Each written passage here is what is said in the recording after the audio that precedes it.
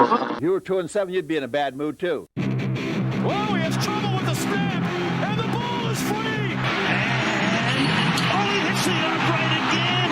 That's impossible. Get your mouth shut. Get your mouth shut. Jerk. The Bears' season's going to end on a double doink. If worms had machine guns, then birds wouldn't be scared of them.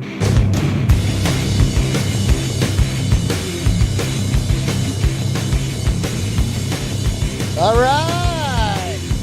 Welcome to a Wordhole Media presentation of the Limp Ditka's podcast. We are back with our kickoff and recap of week one activity. I'm Pete.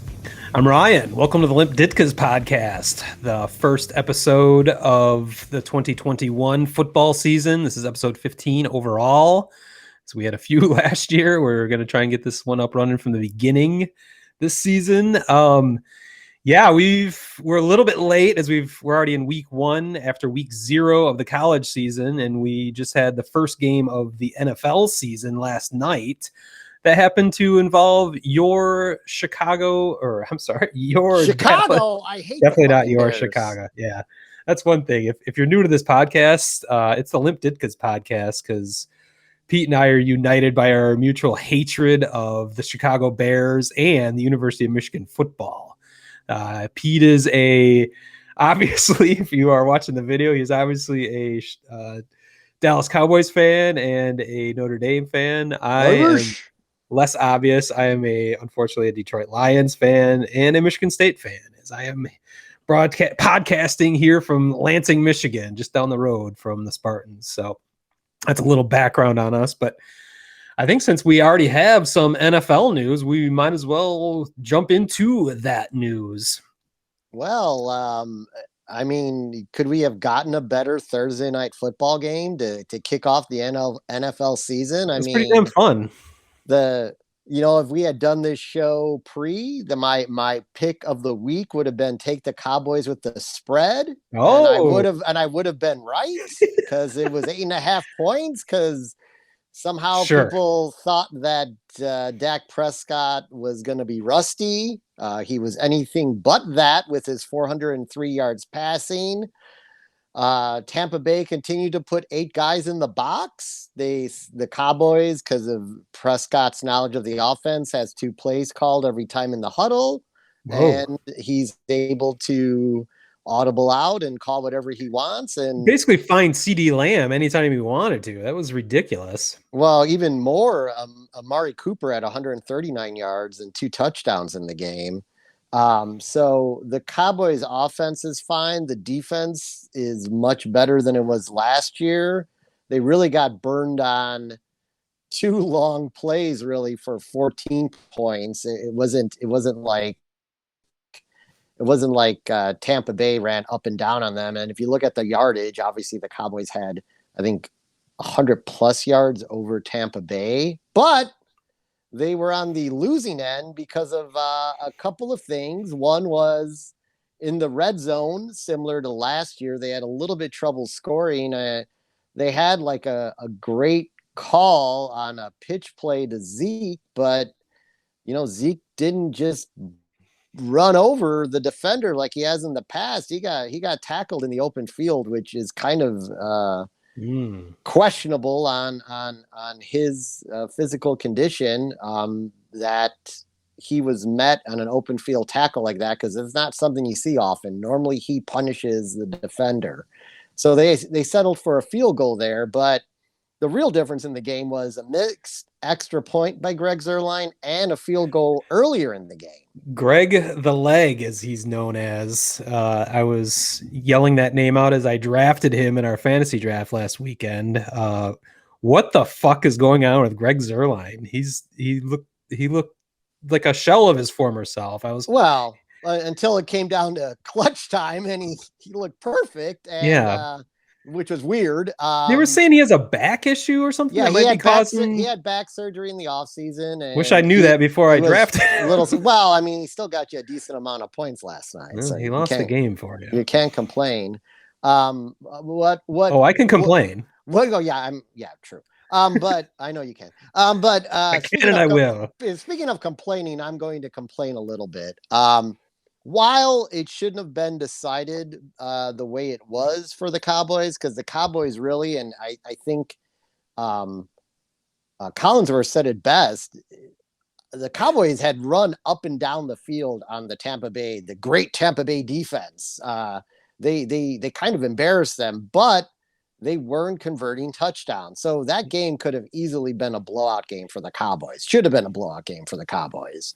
A lot of stuff happens in the first week of the season, especially with as little as these guys play in the preseason at this point. In fact, one of the key plays of the game was Prescott was the least rusty of anyone on that field, and he threw a dart to CeeDee Lamb that he had in his hands that then went through his hands, tipped right into his Prescott's one blemish, his one interception, was a ball off of CeeDee Lamb's hands that should have been a 20-plus yard completion. So I wonder if they're going to start. Can they start quantifying interceptions? It shouldn't be that hard, but to have one that's blamed on the quarterback versus one that's right there that the receiver tips or a ball is tipped. Well, if a defender tips it, I guess that's on the quarterback. But it seems like that blemish shouldn't be a blemish for the quarterback. It seems like, we're definitely baseball centric in general, but as I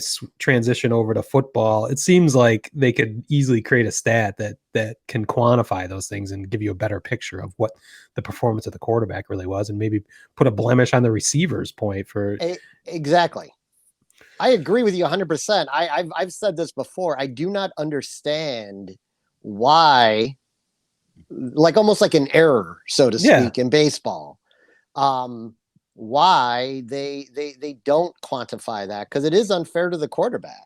If he puts a ball right on a receiver and the receiver either tips the ball up in the air so it's a nice easy lob ball coming into the defender, or in the case of CeeDee Lamb where he slowed the ball down, and it just went right into the defender. Either way, like I'm guessing individual organizations break things down that way and for their own analytics, but so it's kind of meaningless. But it's just what the fans look like, what look at, and what the NFL projects out there. Oh, he had 18 interceptions last year. Well, if half of them were because the receiver fucked up, well, then that changes a lot of things. You'd think the players would be for that too, because it can be, interceptions can be used against a quarterback in contract negotiations. Like, well, you had kind of a down year this year or whatever. And I'm sure Dak had just gone through that after a long negotiating process with the Cowboys last year. So I'd be curious if we see that to come about soon. Well, I wish it would for fantasy purposes too. I lost 2 points out of my 39 I got out of Dak Prescott last night. And that's an even better point. The fantasy ramifications, because there's billions of dollars at stake because of a statistical thing like that. Why can't the receiver be dinged 2 points for that instead of the quarterback? I demand justice. We got to start our own like, I don't know, fantasy website where we can calculate our own stats, and we'll take over the world. We should offer a fantasy website where we do the judgment of the error. The interception goes to the receiver. Why don't you get working on the programming for that? Much like you set up the spreadsheet in 1998 for our first fantasy hockey league. Oh God, you and I with the hockey news coming in every week. Every month. It was every month. We did it at work. Oh yeah, actually, that's how I learned Excel. I know. Me too. That was how I really learned Excel. Nerd alert. But I digress. So We even talked about hockey right there. I do want to bitch for a quick second. And while the game shouldn't have come down to this game-winning field goal by Tampa Bay got away. Chris Godwin at the end of the game got away with a blatant offensive pass interference to where the rules ref who's in the booth came on and said, yeah, that was offensive pass interference. I mean, a Cowboys fan whining about referee calls to a Lions fan is never going to fly with me. I'm going to read you letter G. I'm going to read you letter G from Article 2, what is prohibited by acts by the both teams. Initiating contact with an opponent by shoving or pushing off, thus creating separation. This is how we're starting this season. This is exactly what occurred. Godwin pushed our defender to the ground. His arm was extended, which is offensive pass interference, which instead of putting Tampa Bay 10 yards back and out of field goal range, it put them at the 18-yard line. You don't think this shit? Yes, you're right, but you don't think there was a single bad call that went against the Buccaneers last night? I mean, you can point out bad calls all over the place, but you got to believe that shit evens out. Unless you truly believe the referees are out to get the Cowboys and shape that game. And I continue to say, and the same thing with baseball officiating and in all officiating in sports. They're out to get your team. No, they should not be making critical calls like favoritism in crunch time moments of games. I mean, do they just walk off the field? I mean, what do you do? Earlier in the game, and I agree with that. And I even said before I said it, that the game shouldn't have been decided on the field goal. The Cowboys should have just won. It shouldn't have come down to that. You left a minute and 24 seconds on the clock. You shouldn't have done that. But what I'm saying is you got to get the calls right. Well, of course, but they're human. They're not always going to get it right, but they're not going to get it wrong more times against your team than anyone else's team. It's going to even out. So complaining about it it's fun and it makes you feel better, but it's useless. I just want the game to be called fair. So. I agree. We have instant replay to get to that point, but somehow that doesn't even work. Yeah, right. Instant replay doesn't work in any of the sports we talk about. So. Anyhow, let's move on to your fun-loving Lions. Maybe. Yeah, I did mention the Lions, but I'm glad we got the season kicked off. That was a fun game to watch. Probably not quite as fun for you because you came out on the wrong end and you're upset with the referees now. But it was good to have it start. The Lions have not started yet, but they've already had a little bit of wouldn't call it controversy. It's just weird Lions shit as. It is announced this morning that Taylor Decker, starting left tackle, is probably not going to play on Sunday against the 49ers because of a finger injury. And this is early, this is Friday morning, so there's going to be a lot more that comes out over this, and he may end up playing. But have you ever heard of an offensive lineman that couldn't play a football game because of a finger injury? I have not. In fact, John Jansen on 97.1 The Ticket this morning, a former lineman for 12 years with the Redskins, and I forget where else he was, but he said he played more games in his career with broken fingers than without. Usually you tape that shit up and get out there. That's what he said. You have 9 other fingers, so figure it out. If you have to tape it to the other one, do it. If you have to create the oven mitt or the club or whatever, that's a little bit easier for a defensive lineman. But a fucking offensive lineman, Taylor Decker, who has been one of the better linemen for the Lions in recent years, although I've questioned his I now question his commitment, as he is a former Buckeye who I cannot stand. To the idea that he'd missed the opening game of the season to a finger injury just seems bizarre, and seems like something that would happen to the Lions only. There's more to play out with that. We'll learn more. The only hand injury that I ever heard of that was dangerous or career threatening was Brian Urlacher. I don't know if you remember that a few years ago. He had such a severe hand injury that he could have lost his hand. So he left. It was like I think it happened during a Packers game, and he missed the rest of the season for it. And it was legit. And I literally, because he could have lost his hand from it, was that severe. So I don't know if there's more coming out with Taylor Decker to that level. I don't know how that could happen in practice or scrimmages. Who knows? But it seems like bullshit to me. The only positive thing from that, and it kind of leads to more weird Lion shit, that all Lion shit is weird. the idea that Decker might not play means that number one draft pick Penei Sewell might move from right tackle to left tackle to take Decker's place. And that could be a blessing in disguise because Penei Sewell he's a left tackle. And for some reason, the Lions, and I know this happens with many NFL teams, they move players around from their specialty. They make a left tackle in college, a right tackle in the pros, or vice versa.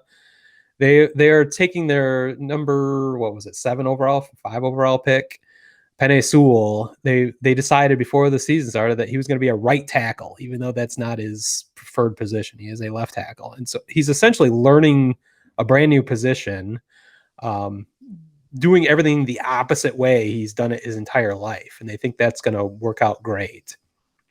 Unfortunately, it has worked out horrifically in the preseason, as he's been graded the worst rookie offensive lineman so far in the preseason.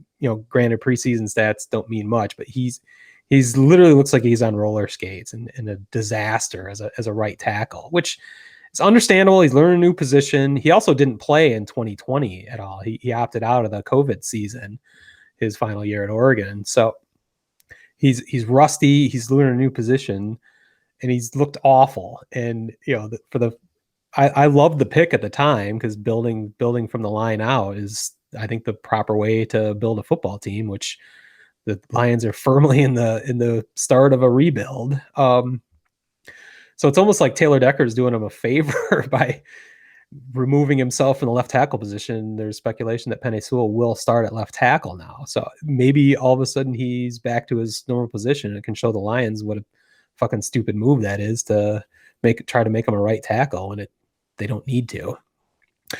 Who knows? It's more Lions shit. Maybe the finger will resolve itself, and maybe Penei Sewell will go on to become a Hall of Fame right tackle, and this is all much ado about nothing. But I don't trust anything when it comes to the Lions, and nor should anyone that has paid any attention to the Lions for the last. Well, I've been paying attention for 40 plus years. They have been a horrific disappointment for 64 years since their last NFL championship. One playoff victory in that time. Sue me if I'm a little skeptical about anything going on with the Lions. Wait, your only playoff victory is the blowout against the Cowboys? 1991, motherfucker. Wow. Eric, oh, yeah. Who's that? Eric Kramer. Kramer, yeah. Eric Kramer. No, Eric Hipple. Unfortunately, one of my favorites of all time. Never won a playoff game for the Lions. Oh, too bad. Fonzie was still coach then, right? Yeah, absolutely. Oh, yeah. The winningest and losingest coach in Lions history. They always Wayne Fonts. I'll never. We got to figure out a way to start a Wayne Fonts segment on this. Oh, this week in Wayne Fonts history. Maybe we should. Maybe we should do that. Yeah, I think we should. Everyone loves Wayne Fonts. I love Wayne Fonts. He's still kicking. I think he's still alive. He had like that. Like he looked like your neighbor coaching the football team. Yeah, him drinking a beer out in his garage. Yeah, come on in. Let's watch some. Let's watch something. What's going on? I got my TV in the garage. Let's watch some sports. Yeah, I think he's still kicking. I think he's approaching. He's got to be in his 80s. Oh, he's not, man. Maybe he's not that old. I don't know. We gotta get a Wayne. I like that idea. I'll look it up. We gotta figure out a Wayne Fonts segment. We'll figure that this week in Wayne Fonts. Okay. Coolio. Well, I think we should, since this is, we've only had one NFL game, and it is our first show of the season. We should do some predictions. I don't know if we want to talk about Super Bowl winner, Super Bowl participants. I don't know if we want to get as deep into division winners, MVPs. Should we do that? What do you want to do? Yeah, we could do. I mean, we can run our. Want to do NFL MVP and Super Bowl MVP maybe, and let's go ahead and start with your Super Bowl participants.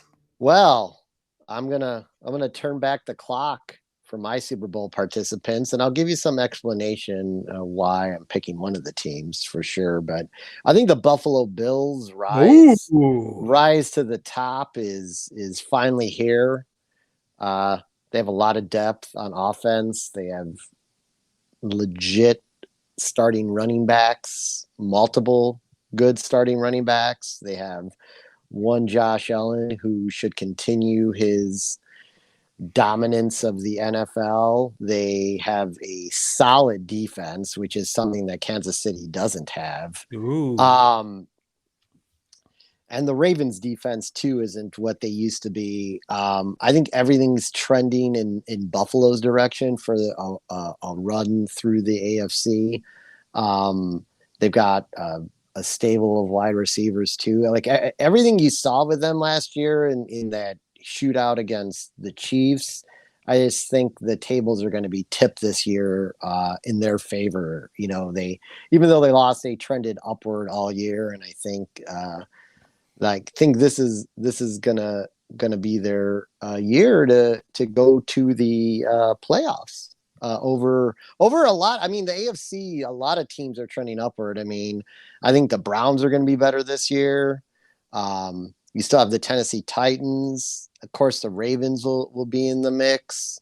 Who knows? Maybe the rookie quarterback Patriots will find their way back in the mix. I'm not betting the stable on Mac Jones, but Mac Jones, bitch. Yeah, but I do think like it's going to be a lot of the familiar names from last season on the AFC side, but I think it's definitely Buffalo is going to be the team on the AFC side. Did you want to do your AFC thoughts or no? Go ahead. And all right. Go to the NFC. Now I'm going to go to my NFC thoughts, and you're just to laugh at this, but I think we could have I think there's due to strength of schedule and just momentum. I think the Cowboys have a legit run this year with an improved defense and the fact they don't play another playoff team this season to week 11, which is Kansas City. So they go on to Los Angeles and note we have 17 games this season. The Cowboys drew 9 road games and 8 home games. They will get 2 of the road games out of the way in the first 2 weeks as they just played in Tampa with that thriller last night. And then they go to Los Angeles next week in wonderful, new, beautiful SoFi Stadium, which the Bears will get their ass kicked at on Sunday night this week. Yeah, just bet Los Angeles in that one. But anywho, I digress. After that, it's Philly, Carolina, New York, to New England, which I don't think will be terribly much of a challenge. Then they got a bye week in week 7. Then they go Minnesota, Denver, Atlanta. Okay. And then finally they play Kansas City. So I think by that point, they maybe have 2 losses going into week 11. Wow. So I think they're just I think they'll go undefeated in the NFC East, which they've done in the past, as long as they stay. And this is all staying healthy, obviously. With any NFL team. I mean, if any key players get injured on the offensive side or defensive side of the ball, I mean, it's a different story like last year. So, but I think they had the ability to run the table on the NFC East last year. And then, injuries and the terrible switching over to the 3-4 defense by their defensive coordinator, like put them in a really bad situation. So I'm going Cowboys Bills for the Super Bowl, taking the time back, and the Cowboys win a squeaker 38-31. Well, I'm not going to use this opportunity to do another Lions segment, as you just used this as an opportunity to do another Cowboy segment, but congratulations. Well, because my team's actually good, so. Well, yeah. So, yeah, the Lions will not win the Super Bowl. If you were worried that I was going to go on a long diatribe about that, I'm going to go back with the Tompa Bay Buccaneers making it to the Super Bowl again, but they will lose to Lamar Jackson and the Baltimore Ravens. Lamar Jackson will win the AFC MVP. And who do I have for NFC MVP? I don't think they break it down like that. I think it's just the NFL MVP. Is it? Okay. Is it? Yeah. Yeah, then we'll give it to Lamar Jackson. Perfect. I got a thorn in your side for the NFL MVP. I think Matt Stafford's going to win the NFL MVP this year. What I will predict is that the Rams will go 0-17.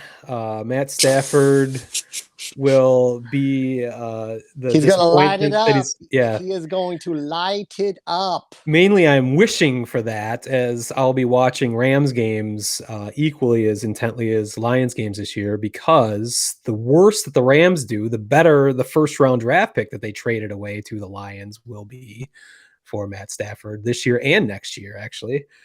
So Lions fans are essentially rooting for the Lions to be shitty and especially for the Rams to be shitty. Not that I have anything necessarily against Matt Stafford. I think it would be hilarious if he failed the same way he's failed in Detroit. I don't think he will. He's got so much more around him. I think most likely the Rams will be a pretty damn good team. I don't think they're necessarily a Super Bowl team, as a lot have predicted. As a lot of people are just realizing that Matt Stafford has been a good quarterback his whole career, including Chris Collinsworth, who said it last night during the game. I don't know if you caught this. He's like, No. I didn't even know how good Matt Stafford was for these last 11 years. So he just gets to LA and suddenly people realize that he's kind of good, which I found kind of laughable. A lot of people took issue with that he'd be that ignorant of Matt Stafford's numbers and his career thus far. Detroit is definitely irrelevant, but you can be at least a little bit aware of individual performances over 11 fucking years. So congratulations, Chris Collinsworth, for figuring out that Stafford's a decent player. So yeah, I think I'm going to be spending most of the season rooting against the Rams. If that's all we've got for the NFL, I think we should go ahead and take a break here on the Wordhole Media Network. Hey everyone, welcome back to the Limp Ditkas podcast. Yes, we're here, and another thriller on a Sunday night was the ND Florida State game, which had a lot of highs and lows for both teams throughout. Wow. Notre Dame had two big leads in that game. They saw them both dwindle away. It was like the FSU had a lot of emotion in the game because it was Bobby Bowden Day in honor of the great coach who passed away earlier this year. That was kind of neat to see. He was always a character. Need to see him pass away? No, neat to see the Jesus. The celebration of his life at You're taking this a little too seriously. The celebration of his life at Florida State. And it was almost like the what should have been just overmatched Florida State rallied to that call, and Notre Dame pissed away an 18-point lead in the fourth quarter. Ooh. That included do you remember the quarterback's name? I meant to write it down, but the Florida State quarterback who came back from the dead himself. Caveat here: I watched the game, but I was hammered drunk at Callahan's after our fantasy football draft. So I was aware of the game. I wasn't not terribly paying, sober either. Yeah, I wasn't paying too close attention. I forget number 10 for Florida State. I can't think of his name right now. He had a knee injury that was so horrific. They said he probably could never play football again. Yikes. Well, it turns out he could, and he navigated a comeback for Florida State after their starter got his bell rung, but he was cleared to come back in the game, but they went with the hot hand. Navigates overtime. You get to overtime in that game, and somehow Florida State couldn't even come up with a field goal. So ND just got in position, kicked the field goal, and got out of there. To then what was a joke that only people our age and above would have understood. I'm glad you brought this up. Brian Kelly. Oh, you're cutting out. Humor in probably like a colossal. Oh, sorry. Can you hear me? Yeah, you're back. Brian Kelly, what? Okay. Yeah.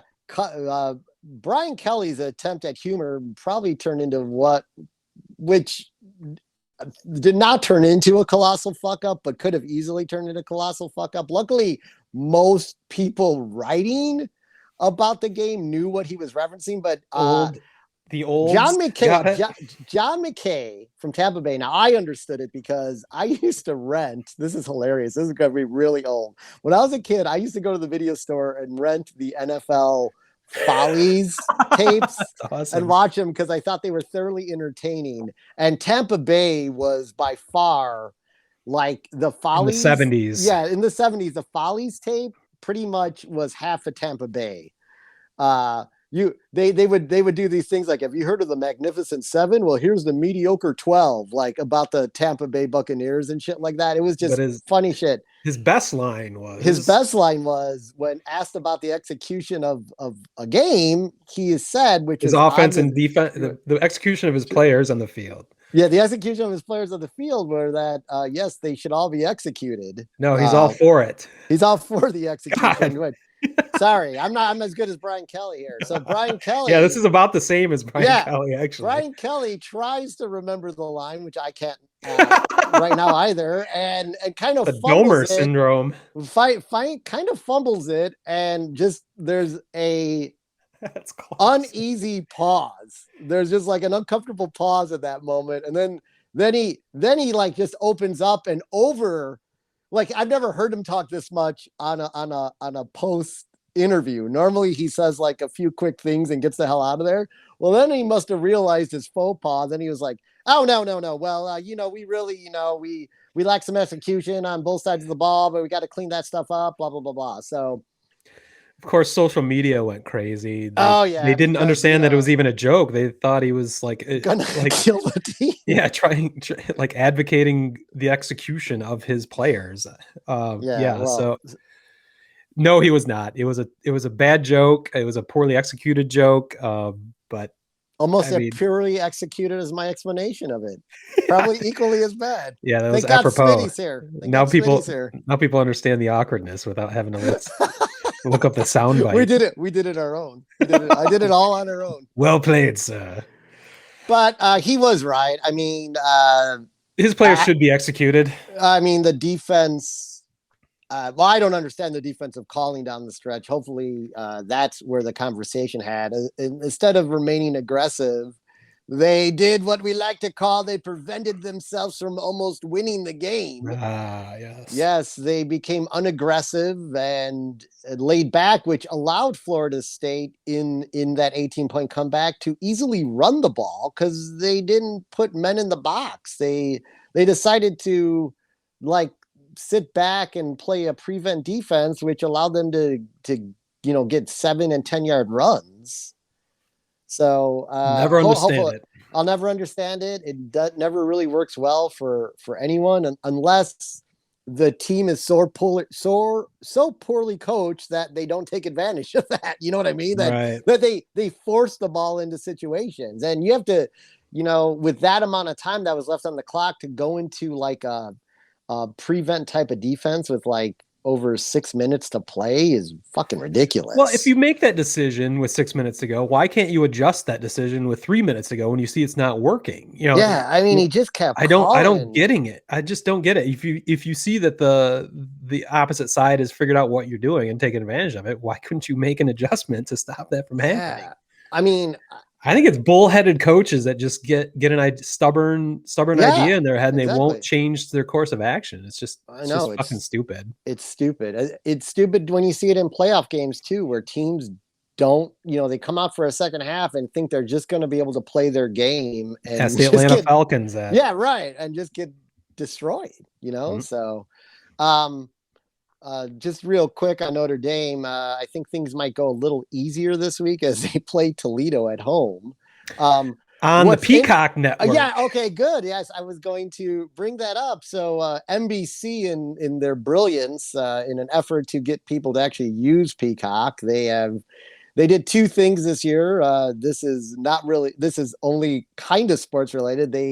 They pulled the WWE network over to get more viewership on there and they no longer stream on their own. And now they are forcing people, in order to watch the Notre Dame game this Saturday, to use the Peacock app. So this is the only game that's going to be televised that way as of now. The rest of the games will just be on NBC. Drew Brees is going to be in the booth this week for that game, so that could be interesting. He was pretty good with the team this week because I thought he analyzed the game well. I always like Drew Brees as a quarterback, quality guy. So even though he's from Purdue, but yeah. So how do you get Peacock? yeah, I mean, I have it downloaded because you can get it on your tablet, your you phone. get it on your tablet, your Apple your, TV, your whatever your streaming device is. So you can then download the app. But you have to have a Comcast subscription there in Chicago to be able to actually watch it, right? Or can you pay Peacock? So I pay $4.99 for Peacock because my son loves WWE wrestling. So okay. So I ditched WWE at it was kind of cool. You ditched WWE at $9.99, and then I got Peacock for $4.99. So I got say $5 there, and they have like movies and they have Peacock only shows, but I barely use it, but he uses it. So yeah, but if you're a Comcast subscriber, you just have to you get it for free. You just have to download the app somehow. Yeah, you can download the app and just put your login on any if you have a TV service provider, you can log in with that. Well, but then you'd have to pay the $4.99 if you're not Comcast, correct? If you're if you're not Comcast, DirecTV, if you it's one of those services where Comcast is owned by NBC, so that's why it's connected that way. So but if you have a TV service provider, you can't get all of the content, but you can get partial contact if you log in with something you're paying for. We'll see. Regardless, I think this is going to be an issue. It's going to there's going to be a lot of Domers upset this weekend when they're not getting their team on NBC for the first time in years. But I feel bad for you guys. I'm good. So, well, if I could transition away from the Golden Domers for a moment, I would like to bring up my Michigan State Spartans, who went to Chicago last weekend to Evanston and beat the fuck out of Northwestern, which I was not really prepared for. I don't know if anyone was prepared for anything with this Michigan State team.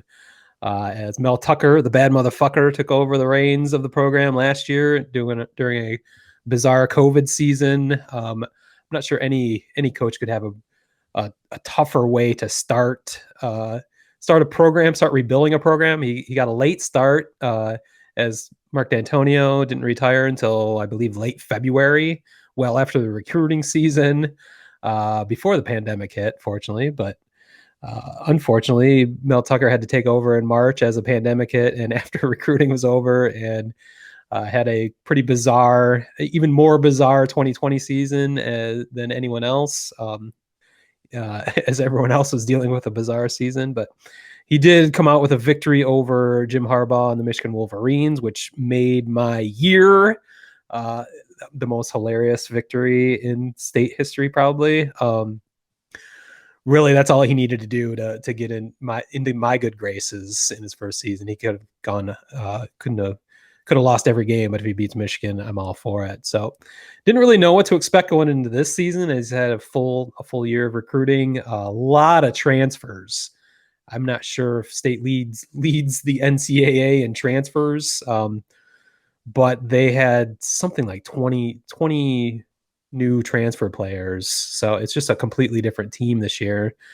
One transfer was a man by the name of Kenneth Walker III, who you may or may not have heard of before last weekend, but everyone will know his name going forward, as the running back transfer from Wake Forest just completely ran over Northwestern's defense. He did. The tune of 264 yards, 4 touchdowns. Yeah, I think he's leading. I think he was the number 1 rusher of the week, right? He was right there. I saw him on I don't know how he couldn't be. I can't remember if he was number 1 or number 2. He may have been squeaked out by like something ridiculous, like 5 yards. But I think he was number 1 for the week. I didn't see a running back that had more better stats. I did see there were some complaints in Detroit that or across Michigan on the radio that some like receiver from Texas got player of the week across all of college football because he had like a touchdown and 100 yards, and then he had like a long running play too. I don't know. It seemed ridiculous that. Oh no, yeah, he was 264. Yeah. Number one. Mateo Durant out of Duke was 255. This is like the only quality game was Kenneth Walker running though, because like the third guy's North Texas. So who cares? What was the Duke player? How many touchdowns did he have? 3. Yeah. So I think you can safely say Kenny. I want to call him Kenny Walker, but it's Kenneth Walker III. Maybe call him K-Dub 3. I kind of like that. I mean, I didn't know Kenny Walker III. I only knew the first and second before for this week. Yeah. So I think he's clearly got to be a Heisman front runner at this point. He's got the best stats of anybody. Of course, no one's talking about him yet because we might as well give it. We might as well give it to him. Well, I think I'm gonna make that my prediction. Why not? If we're gonna do Heisman predictions, I thought we were doing that next week. I'll just throw in Kenneth Walker III. He's gonna win it. It's obvious. Cool. All right, I got it. Book it. I guess the other surprising thing was how porous Northwestern's defense was and how they couldn't do much against State's defense either in their home stadium. So that was a little surprising. I guess Northwestern had lost quite a few players from last year, so that might explain part of it. I was hoping for a victory, not confident in a victory going in, and State just stomped them. So I'm kind of encouraged going into the rest of the season. Didn't you play them tough last year? Or didn't you beat them last year too? You play everybody tough, motherfucker. It's Mel Tucker's team. I mean, anyway, I was just asking a serious question, but I can't remember. I feel like there was a Northwestern upset last year, or almost a Northwestern upset last year. I can't recall. That's too long ago from my head. So, well, do we want to get into predictions? Since I just threw out my Heisman, you don't have to have a Heisman prediction if you don't want, but maybe our national championship or playoff predictions. Yeah. So I was looking at like the schedules of first of all, Smitty and I are not big fans of preseason predictions and putting teams in certain slots before games are even played. Only because it unfairly, with preseason rankings is what I ran against, because it unfairly biases the rest of the season. Like a team that was ranked highly has a hard time dropping, and a team that was ranked poorly that might be much better doesn't have a chance just because of perception, which is fucking stupid. Right. I mean, the only thing that kind of does help even it out is when you get the actual rate. What's it, week 8 when the actual rankings come out from the playoff series, and strength of schedule is really taken into account, and that's kind of what I want to talk about, which you and I did talk about a lot last year. But in the like top 8, which includes Notre Dame, only Bama and Notre Dame right now, and I'm just saying right now on the schedule, they play 5 ranked teams. OSU, Georgia, Oklahoma, Clemson, and Cincy each have 1 or 2 ranked teams on their schedule right now. Well, granted, Georgia went against Clemson last week, so that's a pretty well ranked team. So they have 1 other ranked team on their schedule after Clemson. Okay, so they have 2. So yeah. I see. And my point is, like, to OSU playing a lot of the Big Ten is going to be hard to seat them from that number 3 spot. Thus, your point and our point about the preseason rankings. Yeah, everyone should be ranked 0 before the season starts. So. I don't see Ohio State losing this year just because of who they have to play. They don't even have to play Wisconsin. They get like Penn State, and I wouldn't be too afraid of Wisconsin based on their performance against Penn State last weekend at home. True, so. And part of that is Jack Cohn, the Notre Dame quarterback, transferred to Notre Dame. He should have been their starting quarterback this year. So so that'll be interesting because Notre Dame does play Wisconsin in a few weeks. But anyway, I think if you're looking at the playoffs, obviously Bama is in. I think Georgia's going to be in. I think Ohio State's going to be in, and I think Notre Dame will end up getting in as long as course. as long as their strength of schedule, as long as those teams remain ranked and they win those games, they will get in because they're going to catapult into the top 4 because of the strength of schedule with the good old computer ranking system. Yeah, well, I think everyone's going to have a fairly similar Final Four playoff scenario. I've got, of course, you have to have Bama in it. I've got Georgia. I've got Ohio State, unfortunately, but like you said, they've got the road spelled out for them. I'm going to put, just for the fuck of it, I'm going to put Oregon in there. I want somebody from the Pac-12 to finally make the college football playoff.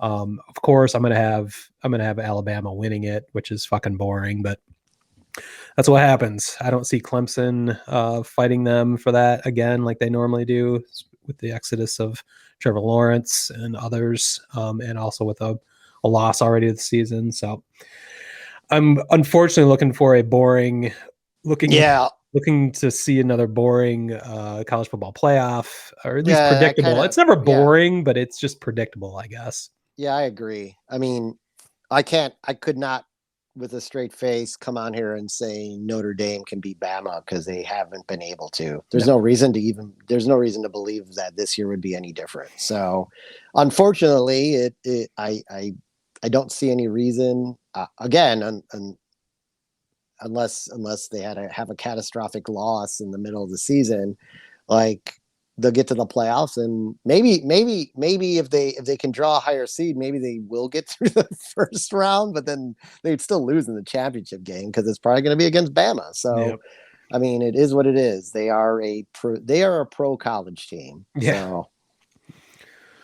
Well, the other big news in the offseason, or the biggest news of the offseason with college football, was the exodus of both Texas and Oklahoma from the Big 12 into the SEC. And there's major ramifications from that. First of all, it's basically the dissolving of the Big 12 as a legitimate conference, taking their 2 breadwinners, the biggest programs out of that conference, leaves them scrambling to find replacements that are extremely mediocre. It also shows a power grab by the SEC trying to basically take over college football, if they hadn't already. Adding powerhouses like Texas and Oklahoma only strengthens their position, as we've seen a power vacuum as the legitimacy and the strength of the NCAA itself is being questioned and kind of making themselves obsolete at this point. You can see where the SEC is angling to just become the power of college football and be able to throw their weight around and have rules and playoff scenarios and everything else just do their bidding because they have the power. The reaction to that is an interesting one from the Big Ten, the ACC, and the Pac-12, who announced shortly thereafter that they were forming an alliance. And it was interesting in that they made an announcement that they were forming this alliance, which I believe talks about scheduling. They're going to play each other a lot, basically just trying to make sure the SEC doesn't just roll over them. They figure there's strength in numbers. If we can combine against the SEC, maybe they can't just take everything over. Just like that great 38 special record, strength in numbers. Oh my God. I can't help myself sometimes. Yeah, hold on. I just want to send an immediate apology out to every listener and Smitty for that comment. Sorry. Yeah, if that can be the last 38 special reference, that'd be great. I'd appreciate that. But just hold on loosely. The fucking the funniest thing about this alliance is it is only a verbal agreement. None of these conferences or schools have signed a document stating that they are in an alliance of any sort. It is merely PR posturing. It's making an announcement to the fans and to the public that we have an alliance, and we'll see what that really means. That can mean anything. the speculation that it means like scheduling each other and doing whatever they can. An alliance without any paperwork seems like the weakest of alliances that could fall apart at any time. So I think it leads, to some cooperation, or at least an acknowledgement that something needs to be done to stop the SEC from just taking over college football. I don't know. I'm curious about I don't think anyone really knows what it means or what's going forward. I think what it leads to is, what it seems like everybody wants. I personally don't, but an expansion of the playoffs, and that is what the SEC wants to consolidate power for, to have a larger say in how those playoffs are formed, how many teams are, how you get in that. Yeah. So that's where the power play comes from, and that's why the Big Ten and Pac-12 and ACC don't want to be left out of that. I still think what the resolution of this is eventually going to be in 10 years. This is not going to be a quick thing. I think we're going to have basically 64 teams that are in whatever you want to call it. We're not going to have the SEC versus the Big Ten versus the Pac-12. We'll have those names and you can have those brands because people love that shit. But you're basically going to have a 64 team, whatever it is, whatever you want to call it, outside the NCAA, as I think that will be gone in 10 years. But I think it's going to be populated with those conference teams, the teams you've come to know as conference powers. So I think 32 will be from the South and the East, and the 32 will be from the rest of the country, and then we'll have our playoff the whole season long. So, well, I guess I can get into more detail later, as we do have a weekly podcast that I can talk about these things. But I think that's kind of the future of college football. We live in fascinating times as conferences are basically fighting the Civil War all over again, as the South is rising and the North and West and East are consolidating against them again. So it's crazy. That's been a lot of talk in the offseason. You haven't heard much talk about any of this since the season has started, and that's probably because actually watching games is a hell of a lot more interesting than talking about conference realignment and all this shit, power grabs. So I guess we'll see how this plays out over the years to come.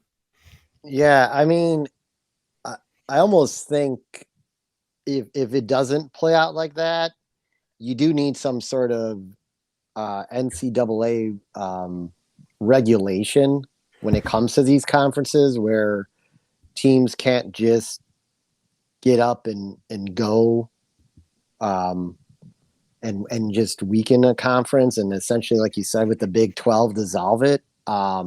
They've already done it. I mean, it's been done. It's being done. I know. I mean, the Big Ten is guilty of the same shit. I know. It's and that's why I think you're right. At least the possibility exists of it just being divisions that no one's an independent anymore. You have your top 64 Division I, we could even call it for the shit of it, and you have the Midwest. I'm glad you brought that up, because I'm wondering what Notre Dame, as a domer, I know you and rightly so, you have pride with being an independent. You've worked out your own television contract.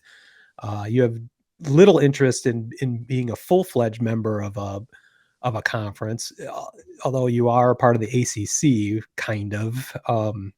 Never fully understood that one, but what are your thoughts? Like, are you kind of seeing the inevitability that you're going to have to be part of whatever alliance or whatever we call it? If maybe it's not called a conference at that point, maybe it's a division amongst the college football alliance, or. Yeah. I mean, I've never had a problem at all with Notre Dame joining a conference. I always thought Big Ten made the most sense, but whatever.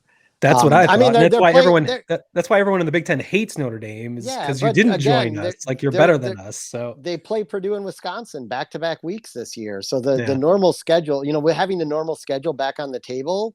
They get those games. They get one military game, and then they got ACC games on the schedule, and the typical Oh my God. Anyway, Do you get fired up? You get fired up for ACC games, or do you get more fired up for when they play Purdue? I get more fired up when they play Purdue and Wisconsin. I mean, that's Michigan all close State, to home. Michigan State is a traditional rival. Michigan, obviously. Michigan and Michigan State games. I mean, I loved when those were on the schedule every year. I mean, you could throw the record books out for this game. Ohio State and Notre Dame was a bowl game a couple years ago. That was awesome. Yeah. So like you like the Midwestern teams playing each other. So, you know, the question comes into it.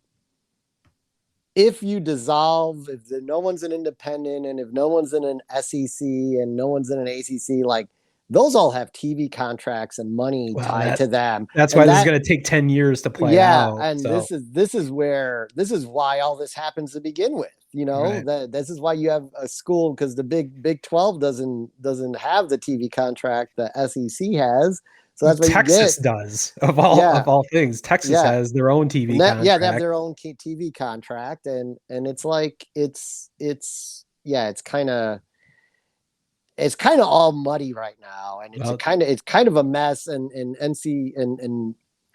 the NCAA has let it happen. Yeah, well, I think they've made themselves irrelevant by mismanagement and incompetence, and I don't see how this turns around. I think the conferences have figured out they can do whatever the fuck they want, make the rules whatever they want to be. It's just a matter of the power struggle between SEC and everybody else. So. Yeah, and it's kind of funny you talk about that alliance, because Notre Dame's already kind of doing that. They're playing the ACC and Big Ten, you know, like 2 games against Big Ten teams as part of their schedule, at least at minimum. So, you know, they kind of already are living that life as a quote unquote independent with an ACC heavy schedule. So I know the Notre Dame's just completely strange as a school, because they're like independent for football, but they are in the ACC for basketball and everything else. So like it. Well, yeah, your affiliation with the ACC is you just have an agreement that you'll play five teams or something in football or whatever. Right. So yeah, I don't fully understand it, but I think that's all going to be up in the air in coming years. Maybe as soon as next season, we'll see how things play out. But. Well, that's all I've got for this week, unless you have any shit Pete forgot. No, I got nothing on this. All right. Well, I'm glad to be back. Glad football is back. September and October are some of the best sports months of the years. We'll try to do both the football and baseball podcast at the same time. We'll see how time permits. But you can find us at limpditkas.com. You can find the podcast, or you can find us on social media anywhere at limpditkas. And you can find the podcast anywhere you'd like to find a podcast. So with that, I'm going to say this is Dagger time. We out. Peace. Peace.